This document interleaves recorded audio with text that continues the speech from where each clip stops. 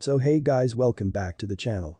This is a story about what if Naruto was neglected by his family and adopted by Uchhch. Part 1. If you guys enjoy this, what if?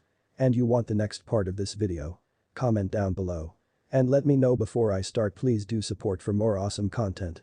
And leave a like and don't forget to subscribe to my channel. And also share this video with your friends. And check out the description. And check out my playlist. So let's start the video. Chapter 1. The results of neglect. Naruto Uchhch. The prophet with the cursed eyes. 7 years after the Kyuubi attack, a tiny shadow was sprinting down the vacant streets, turning at random intervals, panting roughly from the constant strenuous activity.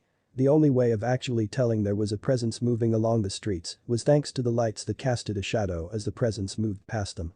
The shadow finally came to a halt in an isolated alleyway, trying to capture its fleeting breath. That shadow outline took a few moments to capture its breath as it basked in the silence that permeated the immediate vicinity.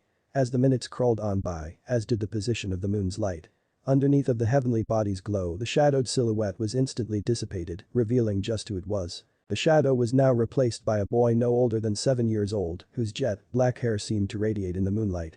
Even though his eyes were half-lidded due to exhaustion and mental fatigue, his azure blue eyes still glowed brilliantly in the dead of the night.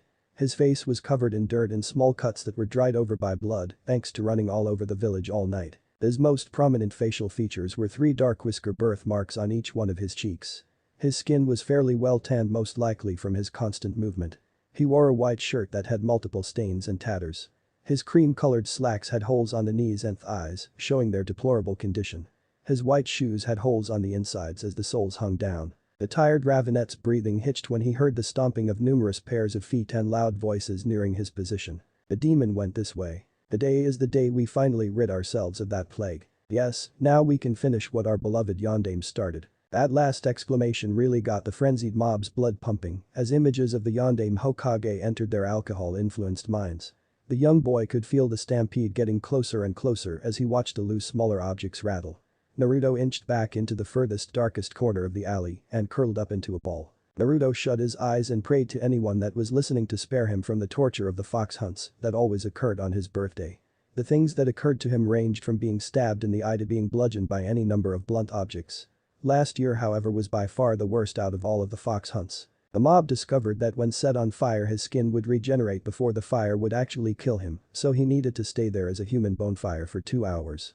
They continued the treatment until Naruto begged them for death, but then as usual, the Anbu stepped in and drove the mob away and took him to the hospital. Only for him to lie in the bed and heal on his own since the doctors refused to heal him. He still wondered why he never went unconscious. Naruto was shaken from his thoughts when a shrill shriek alerted the bloodthirsty mob to his location. Naruto looked up to see that the mob had already positioned itself at the only way into or out of the alley. Naruto's facial expression curled into one of disgust as he smelled the alcohol reeking off of the fox hunters. There was a woman with pink hair at the head of the mob who was giving him the nastiest glare he had ever seen. He couldn't understand why she hated him so much. He had never done anything wrong. It was like the matron at the orphanage all over again. "We finally cornered you, you damn demon." The pink-haired woman screeched out, which made Naruto slap his hands over his ears. The crowd was so intoxicated that they didn't even wince when the pink-haired ringleader spoke in an abnormal decibel, which was saying something considering just how loud her screech was. "I am not a demon." Naruto yelled back, definitely disputing the woman's false claim. Naruto inched back until his back hit the cold stone wall. He had nowhere left to go this time. He knew he couldn't count on the Anbu who were supposed to be watching him to help out. "Yes, you are. You killed our loved ones, you monster." The woman shouted at the cornered boy as her anger kept growing. Her eyes only saw red as reminders of all she lost breached her mind, making her anger grow exponentially. Now she finally had the chance to cleanse herself of the demon plague. "I'm no demon lady. My name is Naruto Namikaze Uzumaki and I have never killed any of your loved ones." Naruto exclaimed honestly because he was only 7, he couldn't kill anyone even if he wanted to. He had never even met these people outside of these fox hunts, so he never met their families. The only people that would speak to him were a few of the Anbu, the Ichirokas, and the old man. Why did the villagers hate him so much? It just didn't make sense to him. It was now that 2 men sporting Chunin flakjack vests walked out of the mob and stood in front of the pink-haired lady. They both had shaggy black hair with matching gray, soulless eyes that only added to their evil facade, or at least they appeared that way. They both wore smug grins that promised unbearable amounts of pain for the demon in front of the 2 hidden leaf shinobi. It was now that Naruto realized that these 2 were actually twins, something he missed in his earlier panicked state. It doesn't matter who you are anymore, demon, because soon you'll just be a pile of smoldering ash. They bellowed smugly and in perfect unison. If the situation had not been so dire for Naruto, he would have sweat dropped at the ridiculousness of the two goons in front of him. Naruto released one last exhausted sigh as he finally gave up on his attempt to explain himself. Naruto shut his eyes and bit down on his tongue, since there was no way he would give them the satisfaction of hearing his screams of pain. The sadistic twins broke into a fit of chuckles when they noticed the demon's pitiful actions. Already giving up, are we, little demons? The one on the left taunted his victim as he grinned evilly. Both men went through the hand signs for the grand fireball jutsu to make good on their promise of death. Then they noticed that a man had moved in between them and was also looking at the demon. They both turned their gray eyes on the mysterious man with curiosity. The man was tall and lean with a short beard, mustache, and sideburns that ended by pointing upwards. He wore a golden cross pendant around his neck that hung down and rested on his chest. On his head was a wide-brimmed black hat decorated by a large white plume on top of it. He wore a long black coat that was left open and it blew with the wind, and he wasn't wearing a shirt underneath. The collar and sleeves of the coat sported a flower pattern over the red fabric stitched into the coat. His light purple pants were held in place by a decorated belt and tucked into his large boots. There was a large ornately decorated blade strapped onto his back vertically. The blade was at least 7 feet in length from tip of the grip to the point of the blade. The hilt of the blade was a golden cross guard with golden bars extending to the left and right. The handle of the blade was wrapped up with white tape and had a blue bead as the pommel of the hilt. The long blade was midnight black with a very prominent sheen running along the bottom. Overall, the blade in its entirety looked like a large black cross. The most noticeable feature of the man was not the blade on his back, but the golden yellow eyes that made them look like those of a hawk. The man released his extremely lengthy blade slowly and without shifting his gaze. Naruto had not seen any of this thanks to having his eyes shut. The twin on the right looked at the magnificent black blade and whistled in appreciation as he gazed at it. That is an impressive blade you got there, friend. I can't wait to see it cut that demon. That was when the man's angry, hate-infused monologue was cut off literally by the unknown blade wielder. The unknown swordsman with a singular fluid motion separated the leaf chunin at the stomach. The torso and the legs each fell to the ground with separate thuds at the moment of contact. Basking in a bath of blood were the man's intestines, which were emptied from where his stomach once was. The brother of the now corpse cried out in equal parts shock and anger as the sudden actions finally settled in. You bastard, why would you do that instead of killing that demon?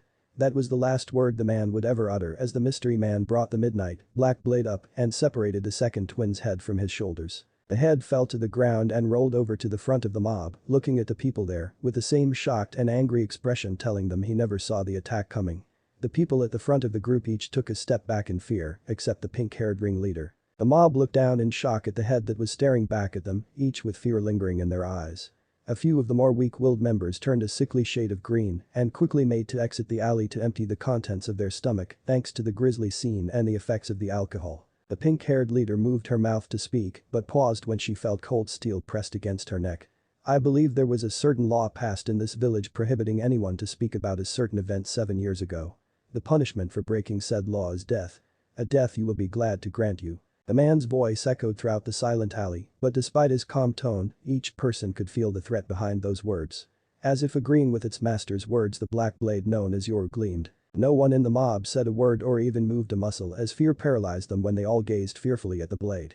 All of the poor excuses for human beings were rooted to their spots as each person viewed their demise in the reflection of the blade. It may have only been a few, but due to the thick tension it felt like hours of unbearable silence. Finally, when the man with the eyes of a hawk lowered his blade, they let out a breath they were consciously holding in. With that one-word command, the mob dispersed in a hurry, trying to funnel out of the suddenly too thin alleyway, fearing for their meager livelihoods. The swordsman watched impassively as the rats scurried away. He moved to the two corpses and removed their bodies from Naruto's line of sight to avoid traumatizing the young boy. He turned back to see the raven-haired boy still against the wall trembling. Reaching out, he placed a comforting hand on top of Naruto's head, but Naruto flinched in response. The man's stoic expression cracked for the first time since he had entered the village, since this boy who he knew was so terrified. It was his first time in the Hidden Leaf Village since his Minato Namikaze was nominated as Hokage, and here his son was being treated like this. He could only ask why when he met the boy's father. Also, if he recalled correctly, today was Naruto and his sisters, Naomi and Narumi's birthday. This also brought more questions to the legendary swordsman's mind. It is quite an alright, young one. I will do you no harm. I promise. Mihik's voice was smooth and calm. Naruto felt this man, Mihik's hand rustling through his black hair and letting his eyes slowly open up so he could gaze up at the man with the eyes of a hawk. Naruto continued to look into the taller male's eyes, seeking out the anger, disgust, or just emptiness he always saw when gazing into most of the people he had always seen. When he couldn't find it no matter how deep he looked, the boy eased himself from under the man's hand so he could look at him unobstructed. "Excuse me, mister, but what is your name?" Naruto asked in the most polite tone he could muster, afraid that if he spoke the wrong way he would be assaulted by the swordsman. Mihik smiled softly at the polite raven-haired boy and cleared his throat so he would be heard clearly. "My name is Mihik Dracula young Naruto, and I am actually a friend of your family." At the mention his keen eyes could see the young Namikaze Uzumaki tense at the mention of his family. "Is it not your birthday? If so, why are you not at home celebrating with them?" Mihik questioned Naruto in the same soft tone of voice, not wanting to rattle the scared boy. Naruto shuffled in place as his eyes found the road to be the most interesting of places at this moment in time. "Well, since it is our birthday, they took Naomi and Narumi out to eat and get ready for the party. Then you. Minato told me to go to my room. Which I did, but after a few hours I came out and then I was on my way to the forest, then the villagers found me." Naruto admitted in a soft yet still bitter tone. Naruto personally wondered why he couldn't bring himself to call Minato his father, but shrugged it off for something that would pass without much more thought. He was only 7 after all, such things were beyond his scope of comprehension. "That doesn't sound like the Minato and Kushina I know." Kushina was ecstatic when she learned she'd be having triplets. "That didn't change when I helped Minato fight the Kyuubi. When I visit them I will ask them about Naruto without telling them I know where he is. Hopefully their neglect hasn't cost them a son." Mihik recalled Naruto's subconscious correction on how he addressed Minato. "If they fail my test then I shall train the boy until the academy years are over and send him back to the village." Mihik had yet to train or even name an apprentice, someone who he could train and teach some of his skills to pass on to the next generation. "Naruto follows me. I will take you somewhere that you will be safe from these people." Mihik strained to say the word as in reality they were nothing more than monsters blinded by hate towards what they are using as a scapegoat. Naruto shuffled over a little closer to Mihik when the elder man and the boy walked through the shinobi district. This was where most of the fox hunters lived since they were Chunin and Genin mostly. Naruto hoped that Mihik was strong enough to deal with the people who seemed to live just to hate him. That tension soon faded as the pair entered the clan district where they were mostly neutral to his presence. Neutral to him except the two most arrogant of Konoha's clans, the Hyuga and Uchiha, 2 of the 4 noble clans. That was why he got nervous again when they entered the Uchiha compound where the red-eyed humans all glared in their direction. Mihik just ignored them unless they started to glare at Naruto, then he flared his killer intent at them. The discerning eye of Mihik Dracula picked up on their tense behavior and high state of alert but decided to think on that later. Naruto smiled softly when he saw the familiar house in the center of the compound. Mihik stepped up and knocked on the front door gently as he and Naruto remained in a comfortable silence. There was the sound of a few hurried footsteps before the paper-thin sliding door slid open to reveal a stoic teen. The teen had deep black eyes that matched his hair, which was worn in a ponytail. His bangs were short. He had on a black shirt with the Uchiha clan symbol on the back with bandages around his ankles and black sandals. The teen's black eyes widened when he saw who was standing before him. This was Itachi Uchiha, the eldest son of Fugaku and Makoto Uchiha. He was surprised because first off there was a swordsman even more renowned than the 7 swordsmen of the mist in front him. Secondly, the person he was getting ready to see was already here in front of him. "Itachi Nai!" Naruto exclaimed happily as he launched himself at the teen's shins and clung on to the teen. Itachi looked down at Naruto with a curious gaze before he matched the infectious smile on Naruto's face. After getting Naruto to let go of him, Itachi turned to look at Mihik and silently motioned for them to enter. As the two walked by him he shot a glance at 2 Uchiha conversing while looking his way with their Sharingan spinning. Responding with his own blazing glare, Itachi slid the door closed and walked to the living space where Naruto and Mihik were sitting. Mihik waited until the young Uchiha had taken a seat next to an absolutely beaming Naruto before he addressed him. "It is good to see you again, Itachi. I assume all is well in your training?" Mihik inquired with an assertive voice that made Itachi stiffen slightly as he was gazed upon. Shifting with unease, Itachi mustered the courage to look at his one-time sensei, whose eyes had always unnerved him. This was the man who had taught Itachi all of the basics of what it meant to be a shinobi. He taught him to master basic techniques and also how to control his emotions. However, that only applied to negative emotions which always reared up on the battlefield and would cause an early death. "Hi sensei, I have made sure to always keep my basics sharper than they were the day before. As well as reining in my emotions when the case calls for it." Itachi responded in an even tone that was nearing monotone. Itachi released a breath he didn't know he was holding once he saw his old sensei nod his head in approval of his choices. Itachi then looked at the curious Naruto who was trying to piece together what they were talking about. "And what are you doing here, Naruto-kun?" Itachi asked the young boy curiously, even though he most likely knew the answer already. At the mention of why he was here, Naruto visibly deflated into the two-person couch with a forlorn expression. They told me to wait in my room for something I didn't do while they took Naomi and Narumi to get ready for the party. I left and tried to get to the forest before it got dark, except the fox hunters were out early. Naruto started to tremble with frustration and anger at how his so-called family treated him. Itachi frowned, already aware of the neglect that Naruto had to deal with, which he and his mother tried to fill. Wrapping the boy in a hug, Naruto began to slowly calm in his surrogate brother's embrace. Mihik waited until Naruto was calmed down by the Uchiha next to him before he tried to talk with the boy. Now, while he normally would never condone such emotional outbursts, he could understand why Naruto was like this, but he couldn't understand how it felt. He was living in the world's kindest village, he was the son of the Hokage, he had two sisters who were minutes younger than he, and he was the jailer of the soul of the Kyuubi no Yoko. This boy should be considered a saint, not a plague. If his parents wanted to lose his love, he wouldn't interfere, but that didn't mean he wouldn't help the boy out. Naruto, how would you like to train under my guidance much like Itachi did once upon a time? Mihik asked when Naruto caught his gaze and waited patiently for the boy's response to his offer of apprenticeship. Naruto looked up with shock, no one had ever offered him such a thing before in his short life. Even his so-called parents rejected training him, stating that Naomi and Narumi would need it more than he would. His azure eyes quickly changed from a look of bewilderment to one of pure determination. Naruto clenched his hands and nodded at the swordsman. Mihik allowed a small smile to spread across his face when he saw the fire in Naruto's eyes. Very good, Naruto, I want you to go and write a letter to Minato and Kushina and tell them you are leaving. When you are finished, give me the letter and I will deliver it and place it in your room. Naruto nodded in response, and Itachi told him that there was paper and a pen in his room that Naruto could use to write said letter. Naruto excused himself and left the room to go and write the letter of departure. Itachi turned to look at Mihik once Naruto left the room. Mihik-senpai, I also recommend that you let Lord Third and my mother know about Naruto's departure. They are among the few that will be there that actually care for Naruto. Itachi admitted rather sadly that a boy who had such a burden to carry would be shunned. While Naomi had the yin chakra and Narumi the yang, Naruto carried the soul and consciousness of the chakra monster. They got the power while Naruto received the hatred of the beast. Itachi only wondered when Naruto's expertly crafted mask of happiness would crack into the impassive and detached boy he knew was underneath. And to those aside from those who care for him, I will remember that. However, I need to ask you what is going on in this village at the moment. First, Naruto is being hunted like he is a game animal, and all of the Uchiha are very tense, almost anxious if I had to describe it.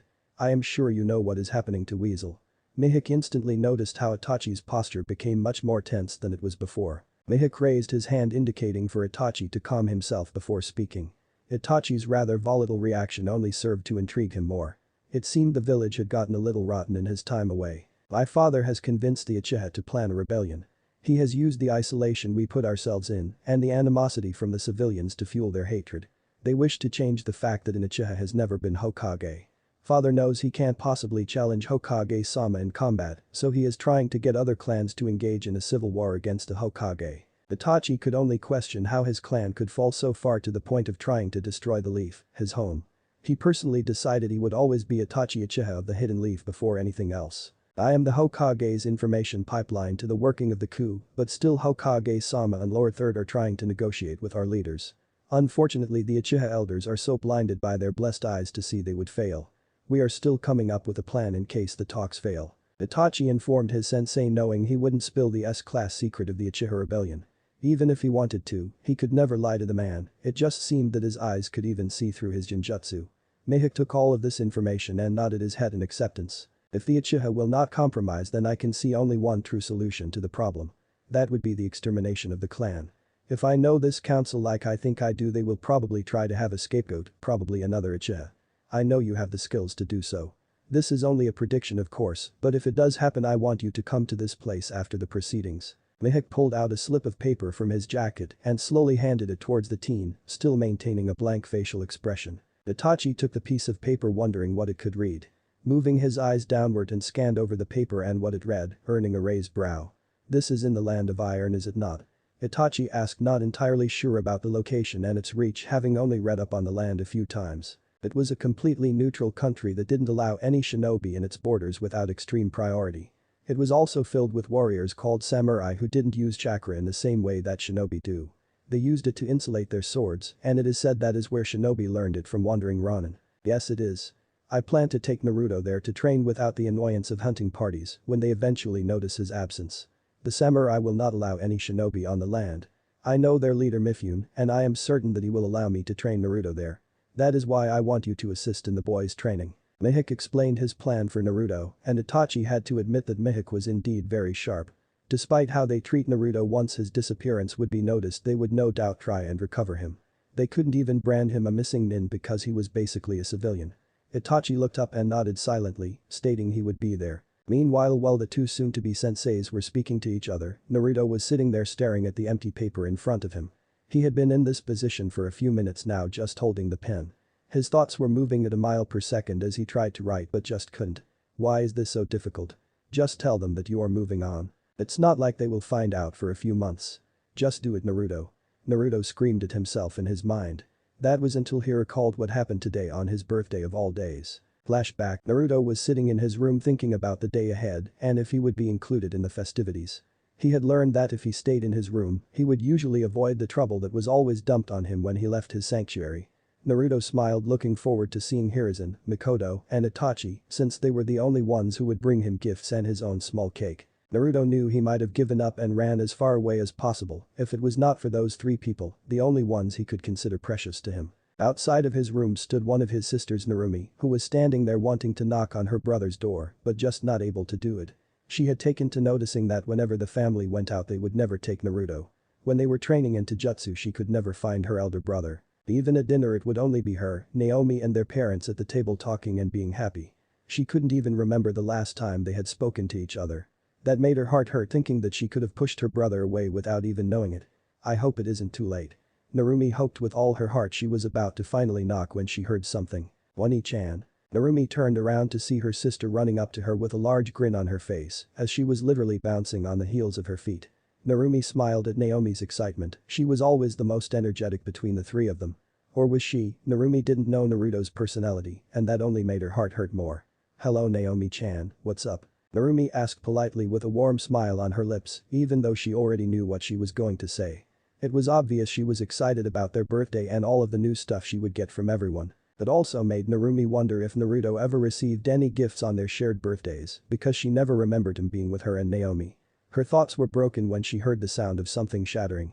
Narumi saw the pale face of her sister as they looked down at one of their mother's favorite vases in pieces on the floor. That was when Naruto's door opened and out stepped the black-haired boy and looked at the two of his sisters, but before he could question the two on what happened they heard stomping on the stairs in front of Naruto's room. Kushina had heard the sound of something breaking and quickly went up to where she heard the noise. Reaching the top step she immediately looked on the floor where she saw one of her favorite vases sitting there completely broken. Her eyes then trained themselves on the first person in her view, Naruto. "What did you do?" Kushina screamed at her son, her eyes alive with anger as she glared heatedly at Naruto. Naruto simply stared at the woman who was supposed to be his mother with shock at what she just said. She was blaming him, who was clearly just in his doorway when Naomi was right next to the table where the vase once sat. "What?"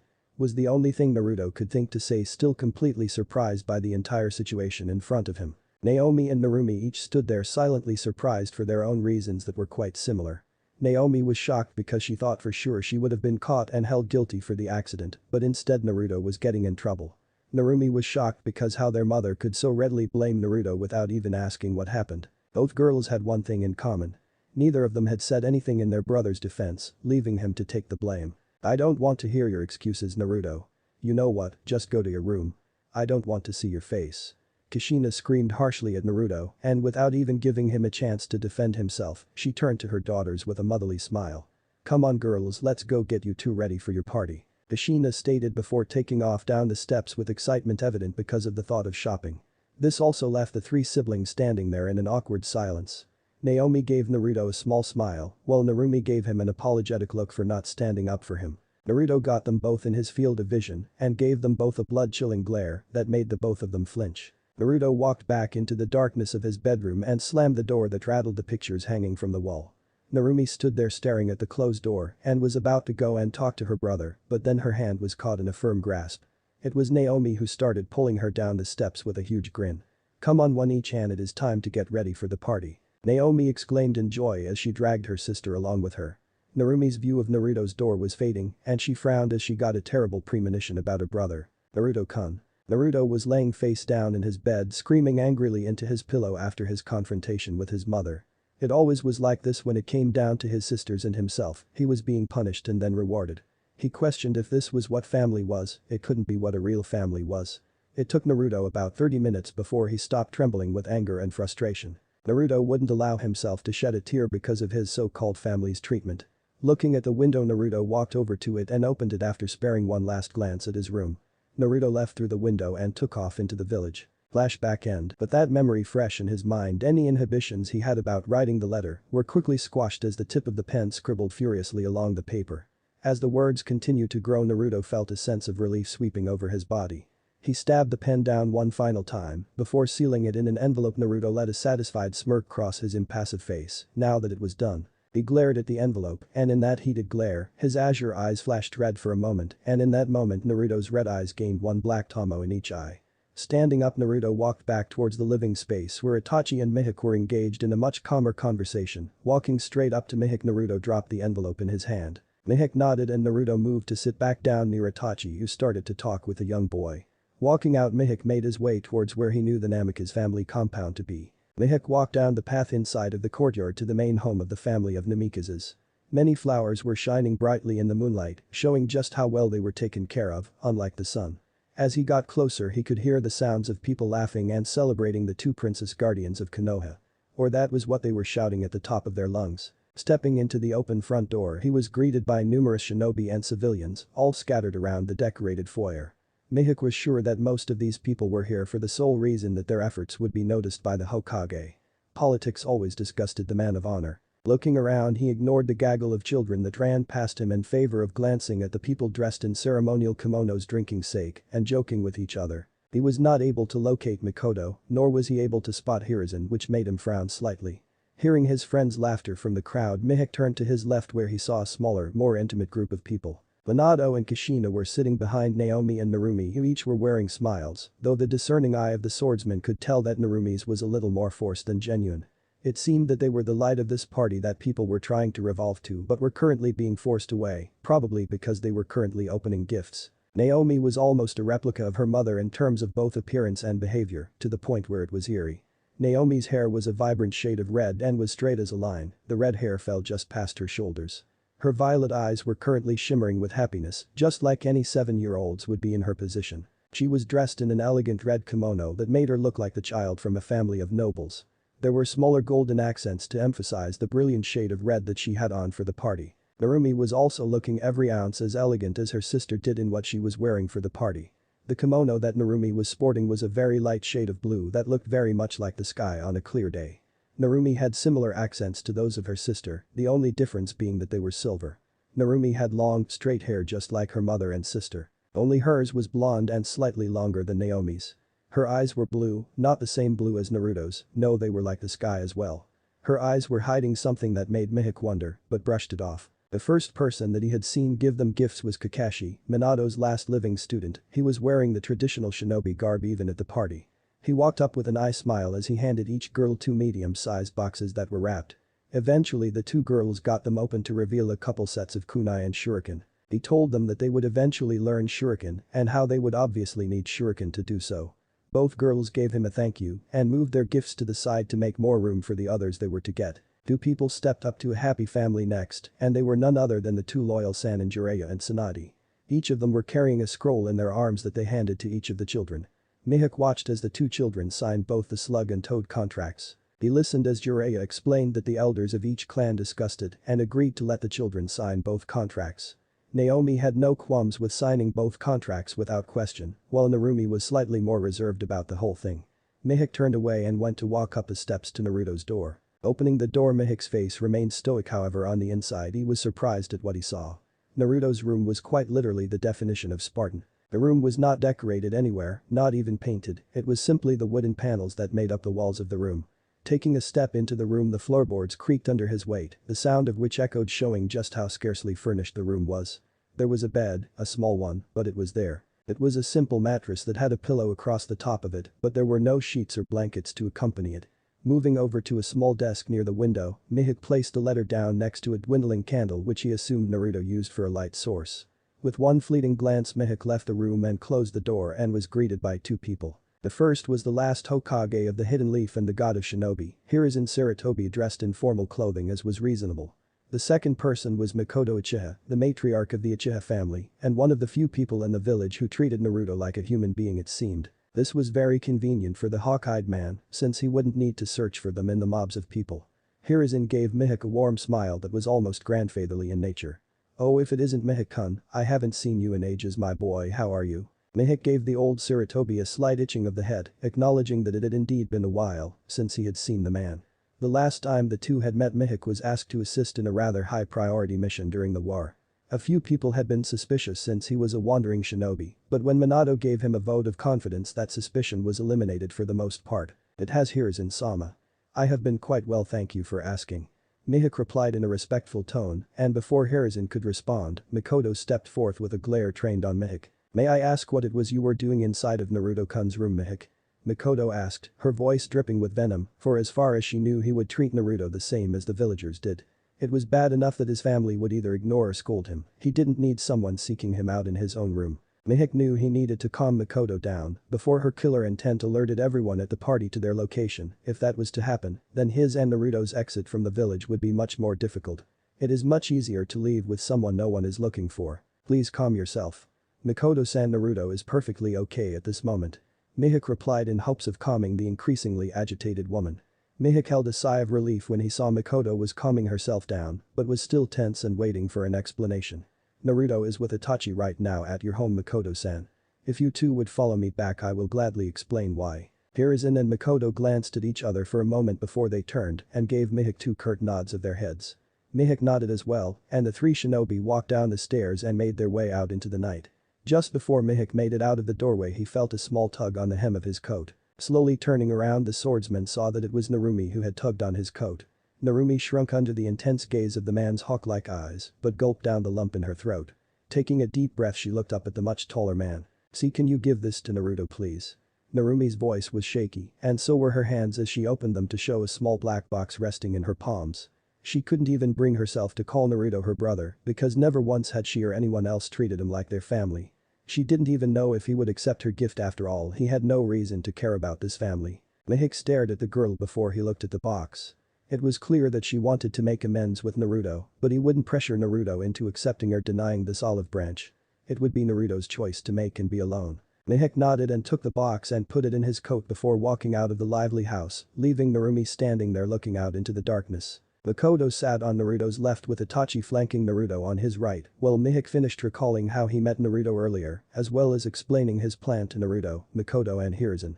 Makoto and Hiruzen kept their killer intent in check so that they didn't frighten Naruto with it, but were furious with what they heard. Makoto suddenly felt like using her extensive skills to trap a number of foolish civilians in a genjutsu. Hiruzen was equally as furious, but that was also directed at his successor and his two students.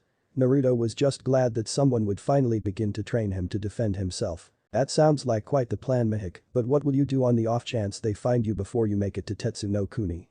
Makoto was worried about the boy that was her son in all but blood.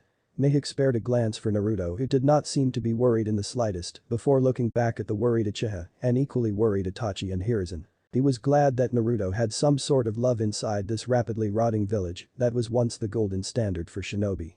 Mihik leaned forward and focused back on Makoto, who asked the question originally. "Both Naruto and I believe that no one will find the note for at least a month or two, since we left it inside of his room, which no one beside him enters. This will give us more than enough time to enter the Land of Iron." Everyone nodded since that was more than likely true. "However, on the off chance the note is discovered before then, we will only have to avoid leaf tracking teams, which won't be too difficult since I know how they operate. Minato won't risk letting the information that his own son is missing, because not only will it hurt his reputation outside of Konoha, but Iwa and Kumo will surely try and hunt Naruto down as well, and that is something he can't risk. We will be leaving soon, so I believe you two have gifts for Naruto here." Hiruzen came forward first and pulled out a scroll from his loose hanging robes and handed it to the young boy. Seeing the confusion on Naruto's face, he decided he would clarify what its contents were. That Naruto-kun is a scroll that is not only the Kage Bunshin, as well as a number of for each element. Mihik-kun will teach you your element and the benefits of the Kage Bunshin. I know you'll make me proud. Hiruzen smiled when he saw the happiness flood across Naruto's features.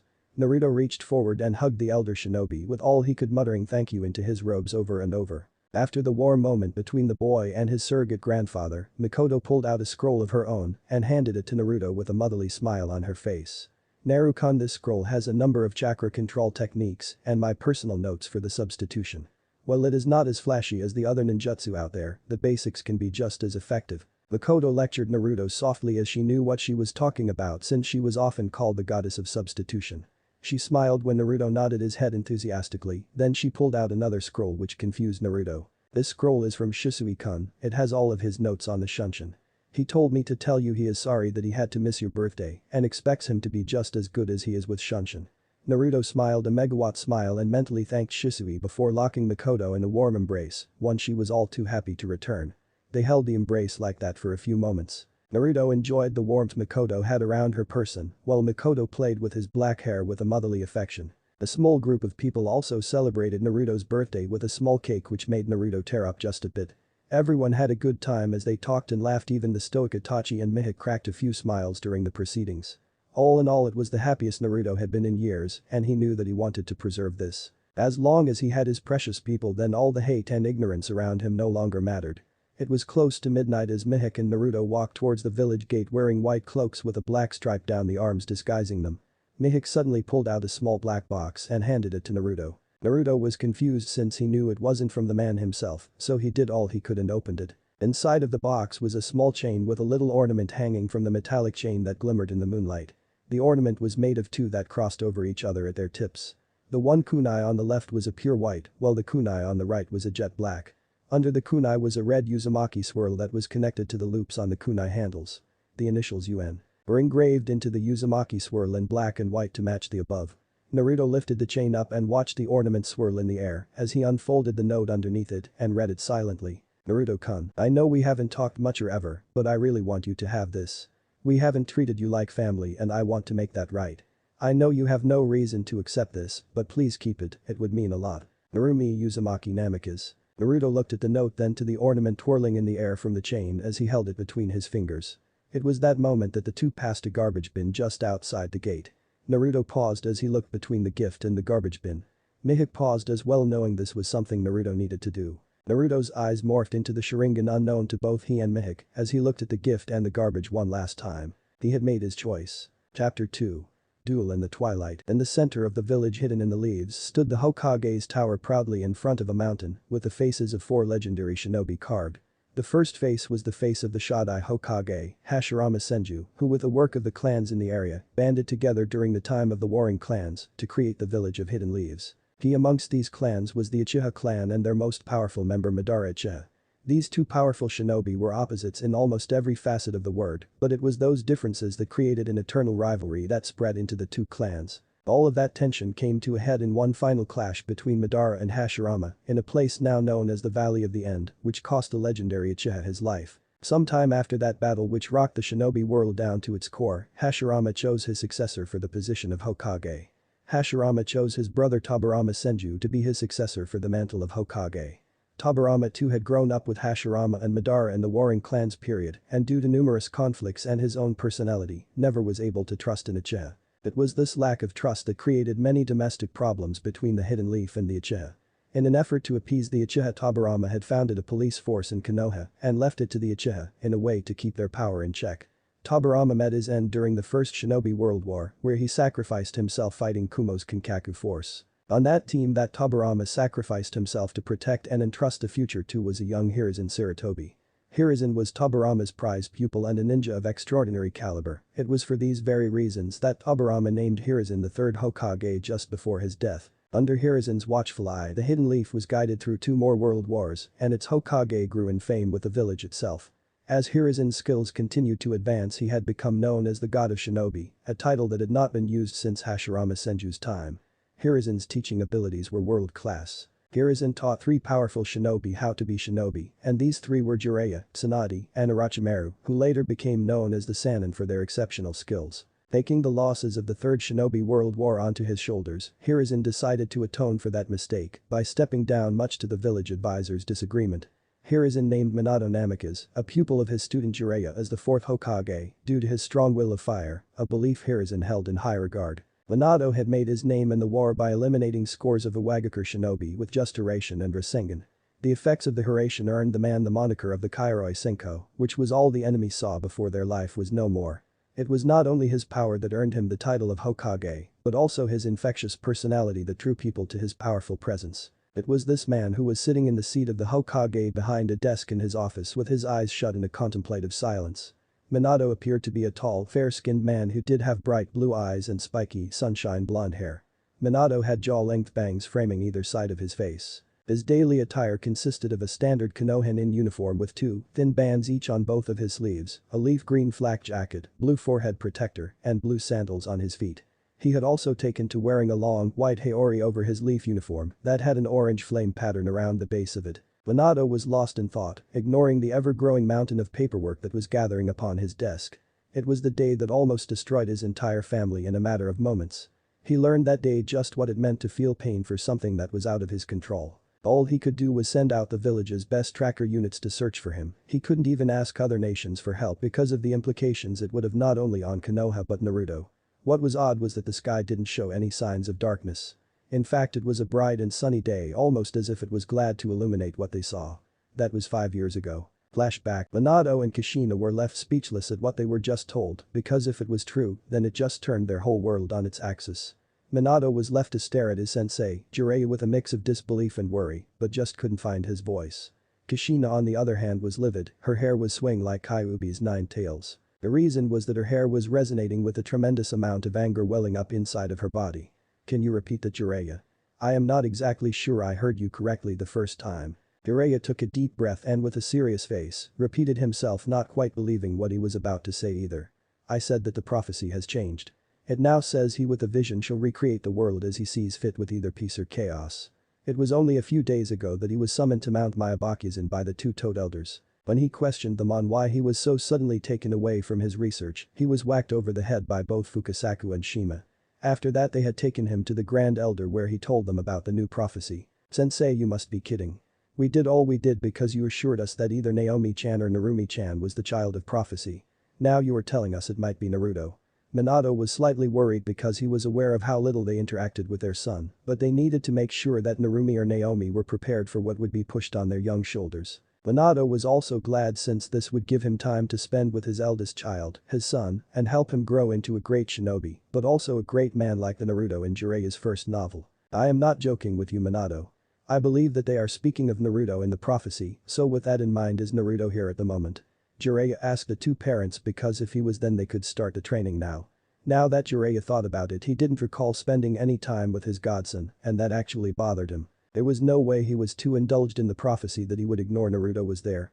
If only he knew how wrong he was earlier in time instead of now, a month after the 3 Namikaze's birthday, but it was far too late. Kushina was about to respond, but that was cut off when the door to the room they were in slammed open and an excited Naomi ran in, followed by a more calm Narumi. "2-chan, Ka-chan, can we start training today? Pretty please," Naomi all but begged her mother and father, ignoring the Toad Sage, causing him to mumble about disrespectful brats. Kushina looked to Minato, silently asking for an answer to the question posed to them. Minato nodded since this would be a good way to train all of their children, and he really wanted to see what Naruto was capable of. "Yes, we will all be training together today, since you will be starting the academy soon. We can't have those other clan's children get too far ahead, right? Would you be helping Jiraiya?" Kushina asked, ignoring Naomi's excited shout of yes in favor of staring down the Toad Sage, telling him he better say yes or else. While Jiraiya struggled to manage a coherent response, Narumi raised an eyebrow at the fact that Kushina used the word all. Did that mean they were going to include her brother? She really hoped so because the last time she heard her brother's name was when that man with the sword was talking at their birthday. Does that mean that Naruto-kun is going to train with us this time? Narumi tried to hide the hopeful tone in her voice, but she really wanted to spend time with her elder brother. She let a large smile across her face when she saw both Kushina and Minato nod their heads yes. Naomi was ecstatic that she would get to train with her Nai-san. For some reason, when she didn't see Naruto at the party, she wanted to train with him or at least talk to him. Anything she was about to say was cut off when there was a poof of smoke in Jiraiya's arms, revealing the Toad contract. "Well, let's go see Naruto so we can get down to business and start shaping you 3 into feared shinobi." Jiraiya exclaimed in a childish tone that got 3 giggles from the girls and a shake of the head from Minato, who had a fond smile on his face. The group of 5 each made their way to Naruto's door with their own thoughts, each revolving around Naruto and each being hopeful about the encounter upcoming. Making it there, Minato was about to open the door when his hand froze the moment he came to a realization. "I don't ever remember coming in here before. That can't be a good thing." Pushing back his apprehension, Minato opened the door and the 5 people entered the room. The group simply stared at the room in a mixture of shock and disbelief, even though the room had very little to stare at. Minato and Kushina looked around at the bare room that was just barely adequate for a human being to live in. Jiraiya noticed the thick dust that seemed to settle in every corner of the room, telling him no one had been here in quite a while. Narumi and Naomi were comparing this room to theirs and suddenly felt very guilty about how their brother had to live. That was when everyone had the same exact thought, although unwillingly. Naruto is not here. Minato was the first to break from the trance everyone found themselves in at the sight of his son's room. His eyes spotted an envelope sitting on top of the dusty desk. Being curious of what it could be, he sat down in the chair and opened the letter, hoping for answers. His eyes slowly grew wider the more he read Naruto's letter. That is when he realized just how bad of a father he had been. No. Minato whispered as he read the last few paragraphs, though it was easily heard through the dead silent room. Minato's voice drew everyone over to him and they each began to read the letter over his shoulder. Kushina brought a hand up to her mouth to try and cover the horrified gasp that threatened to escape from her mouth. Tears welled up in her eyes as she continued to read on, wishing she could stop, and as she went on, she questioned how she could call herself a mother. Jiraiya was so shocked that he dropped the toad contract as he read the letter 3 times over just to make sure his eyes weren't playing tricks on him. Naomi and Narumi were openly crying and silently speaking their brother's name. That was when the note started to break at the corners as Minato unknowingly started channeling his wind chakra in anger. Naruto's not told of all the beatings he would receive from the villagers on his birthday and how they would call him the demon child or Kyuubi. Naruto told them how he would often end up at the hospital for weeks on end as he recovered only to be visited by Hiruzen or Mikoto while they didn't show up once. He even told them how some of the beatings went where they ranged from having his nails pulled out to stabbings and bashings. And Naruto survived because the conscious had a small amount of chakra and would heal him while unconscious. Naruto then told of how the Anbu who would watch him as they did all of the Hokage's kids would only stop the fox hunters when they were moments from killing him, which left him on the Shinigami's doorstep. He told them how the only Anbu who would prevent the beatings were Weasel and Nico. The only reason the room wasn't flooded with enough killer intent for the whole village to feel was because of the children's presence.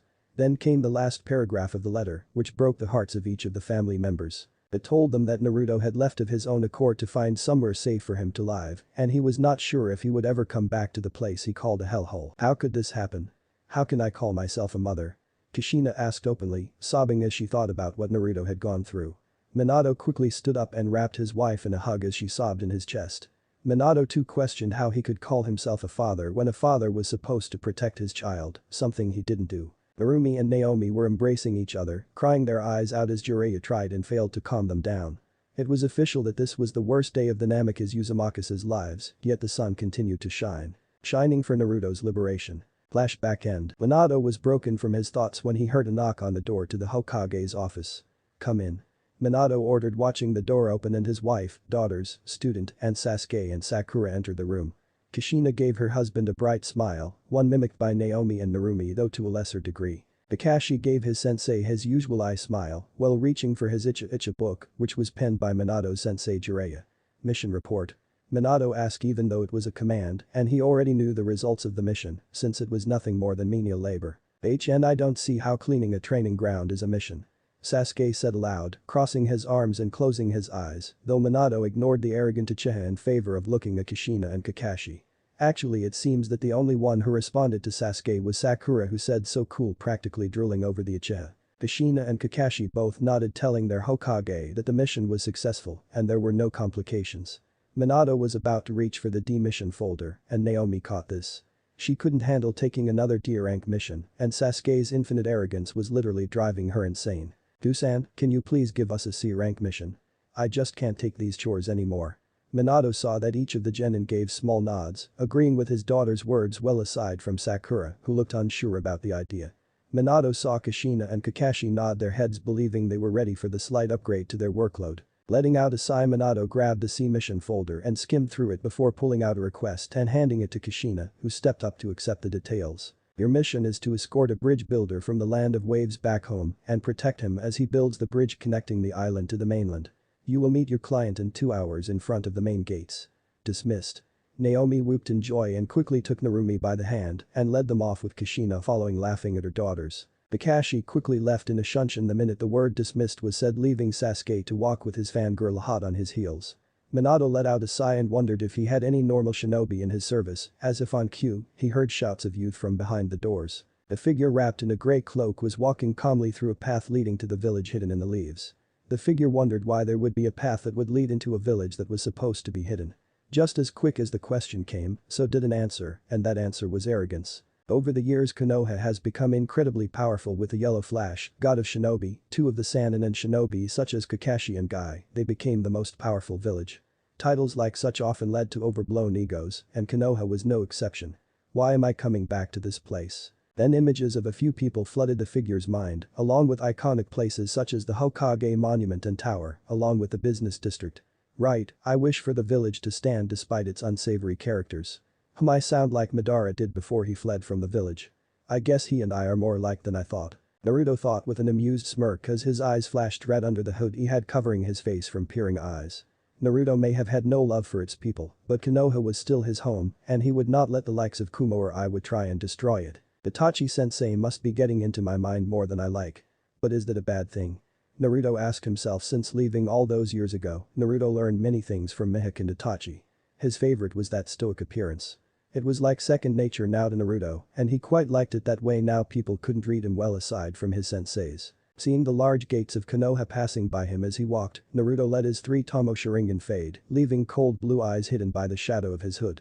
Naruto decided he would keep his Uchiha blood secret until he determined that it was the right time to reveal it. Naruto caught sight of something that made Naruto wonder if Kami herself just loved to see how much she could make him miserable. Coming his way was Team 7 with Naomi and Narumi talking with each other, clearly excited about something. Naruto then recognized Itachi's younger brother being followed by a fangirl while brooding. Bringing up the rear was Kakashi and his so-called mother. Naruto didn't even flinch as he walked by Sasuke, who he was a few inches taller than thanks to a growth spurt due to Mihawk's dieting. Or at least he tried to walk by him because at the last moment the Uchiha bumped into Naruto's shoulder. "Watch where you are going, you loser," Sasuke exclaimed as he turned around to glare at the unknown figure's back. Sasuke's angry shout stopped the rest of Team 7, who were now looking between the man in grey and Sasuke, wondering what they should do.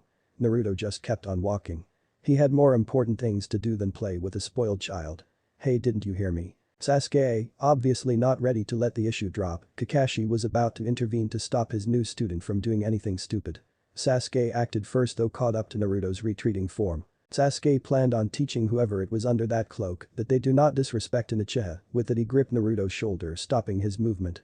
"Looks like you need to be taught a lesson, idiot," Sasuke said rather arrogantly while smirking at the back of Naruto's head. The years of abuse made Naruto really dislike any form of contact that Naruto did not allow, and Sasuke was about to learn that the hard way. In an instant Naruto had gripped Sasuke's wrist and flipped him over his shoulder, driving him into the ground. Without so much as a glance back, Naruto continued to walk away, leaving Sasuke to seethe on the dirt road. Managing to scramble to his feet, Sasuke glared at Naruto with black eyes filled with hatred for the person he had just met. "That's it, no one disrespects an Uchiha like that. We are the strongest clan in history. I'll kill you," Sasuke bellowed out in anger and rushed at Naruto's back with his fist cocked back. Naruto, who heard the shout, didn't react until Sasuke was a few paces away. That was when Naruto spun around and nailed Sasuke in the chest with a powerful kick that sent him back to his team.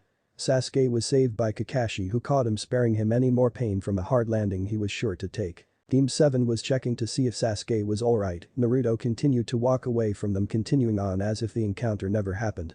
"That was Itachi-sensei's brother? I am not very impressed, but I guess he did get him to accept hatred. You were lucky, Uchiha. Normally I would have killed you for that, but that would make getting into the village next to impossible, since he is one of the 2 remaining Uchiha."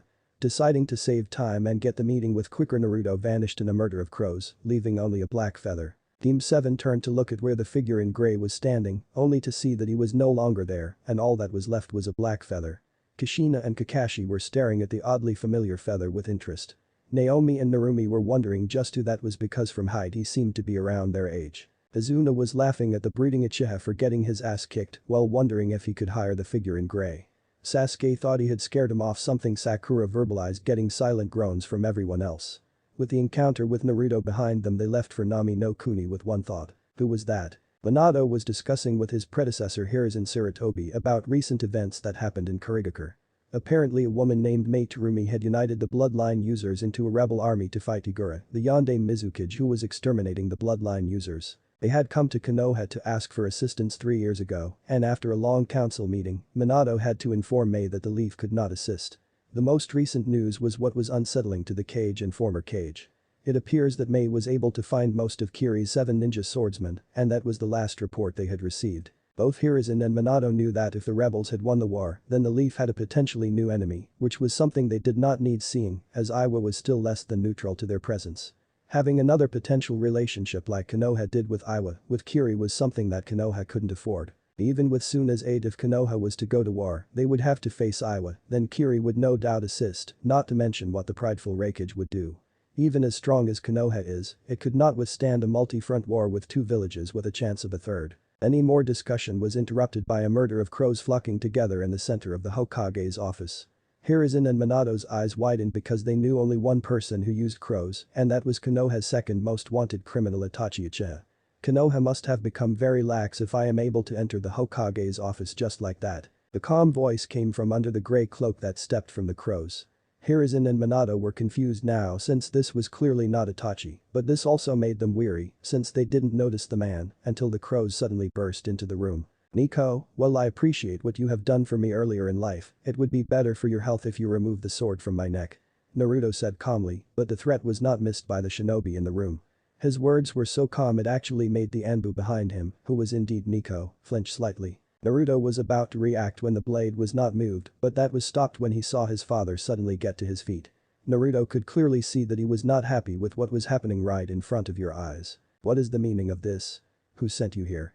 Minato demanded, his voice full of the authority that made him feared as a powerful shinobi.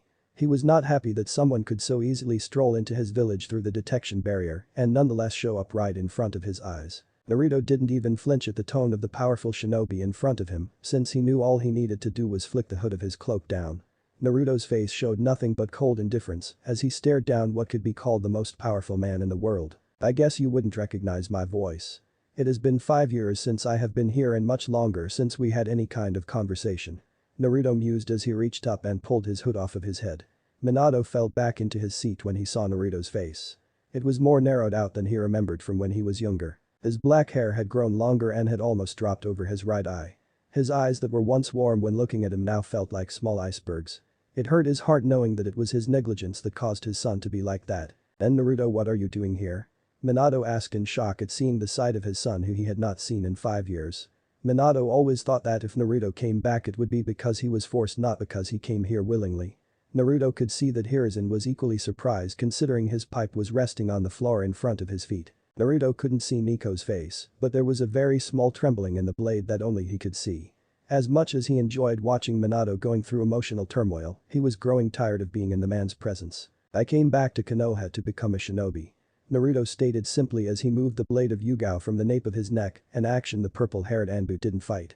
Naruto kept an impassive gaze as he watched Minato's face become hopeful. Naruto decided he would crush that hope right now before it grew any larger. I chose Konoha because it was the most logical option, seeing as Kumo would try to experiment on my body to see if I had it because of your actions. Iwa would certainly kill me the moment they found out about our relationship, even if it is only because of blood. I do not know enough about Kiri to make an informed decision because of their foolish war. Suna would just hand me back to you because of the alliance and their own lack of power to hold me. Do not think that I came here because of any other reason than that it was the most logical. Naruto finished his reasoning coolly, making Minato's face drop in sadness. Hiruzen, seeing that the younger Cage was in no shape to respond, decided to intervene on his behalf. Well, I am glad you are back. I would like to know where you think you should be classified as. Hiruzen asked, trying to find information on the enigma known as Naruto Uzumaki Namikaze. Naruto was smiling inwardly at the man who was like a grandfather to him, but he still would not let anything out unless he deemed it necessary.